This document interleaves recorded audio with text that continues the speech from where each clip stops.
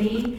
We're so blessed to have so many wonderful women to choose from, and it was truly a difficult process. Our next award winner is Catherine Murray Maumer, class of 1961.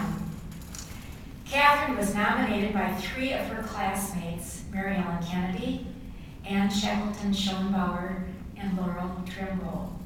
Cathy, don't come up first. She graduated with a degree in speech, taught at high school level for 6 years, and then embarked upon a career of volunteering that has encompassed the past 40 years. Although her volunteer activities have been numerous, Catholic social justice is a common thread that runs through most of her projects, particularly her devotion to Peace House, which is a drop-in center for the poor and homeless in South Minneapolis. Here she has been described as both the heart and soul of Peace House and the glue that holds Peace House together for her 22 years of dedicated work. So I'd like to read Catherine her citation.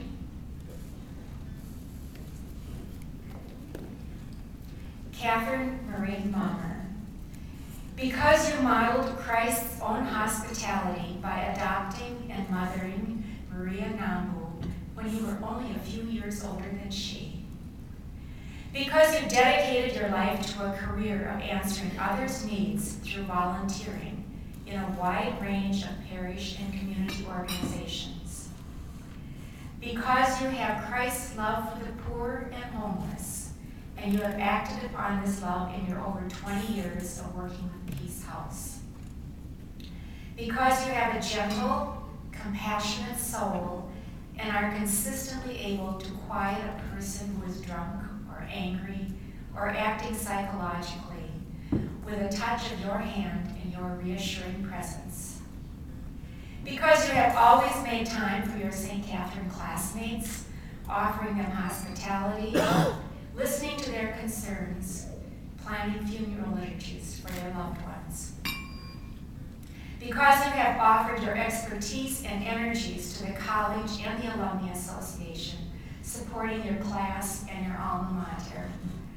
For these and other reasons, the Alumnae Association of the College of St. Catherine honors you today in love and gratitude with the St. Catherine Award.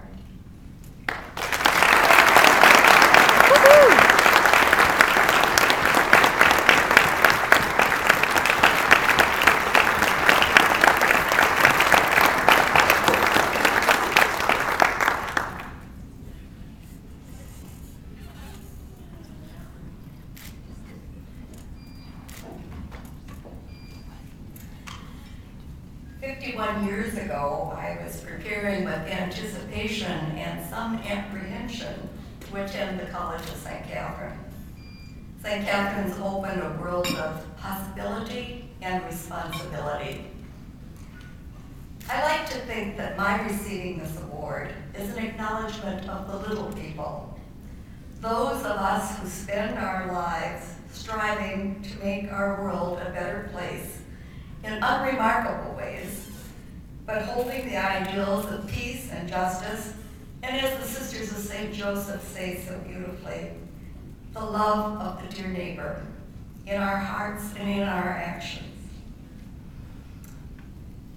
I was nominated because of the friendship, dedication, and work of 3 of my dear classmates who you've already heard cited. They are women who deserve this award, like so many of you, for all they have done in their lives, especially taking the time to care for others. I am so deeply honored to receive this amazing award from the College of St. Catherine that I love so much. When Mary Ellen interviewed folks at Peace House, someone asked if I was being nominated for the Nobel Peace Prize. Well, this award means as much to me. I came to St. Catherine's in the fall of 1957, a motherless only child from the small town of Onamia.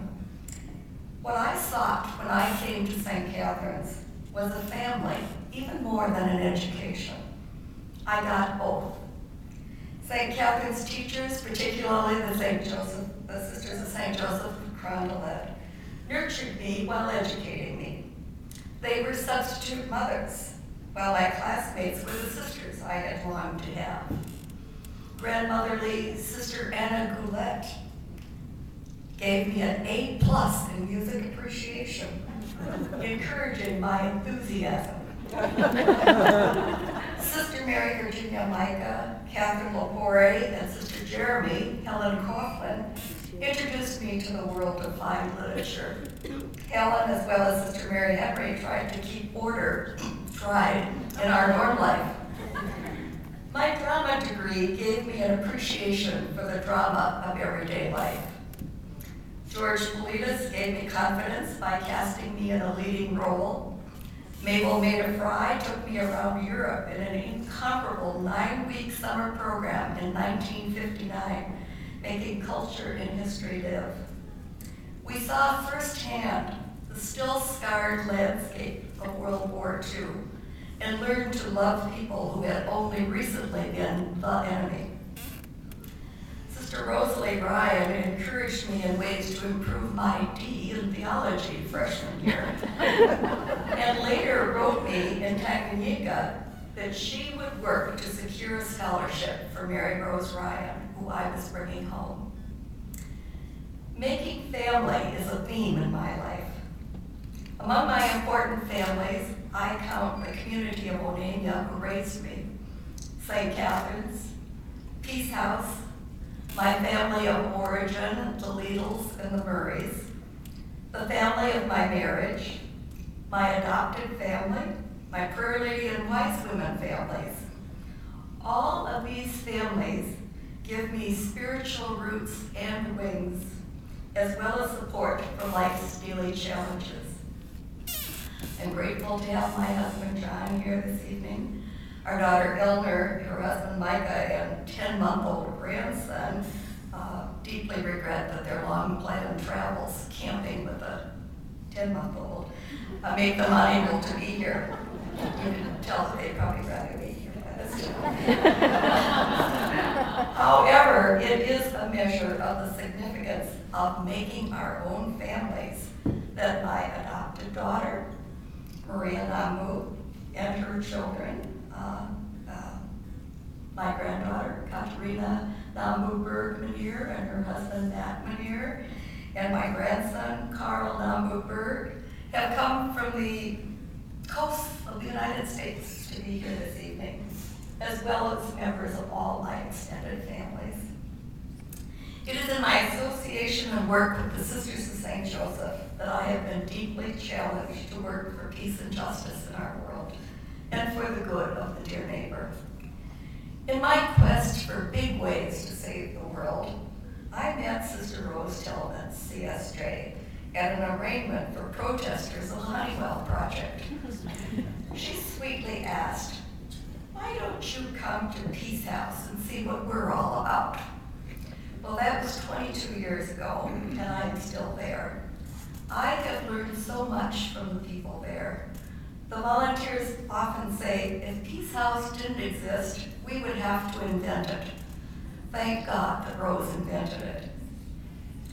Peace House strives to be a community and a family for those who have neither.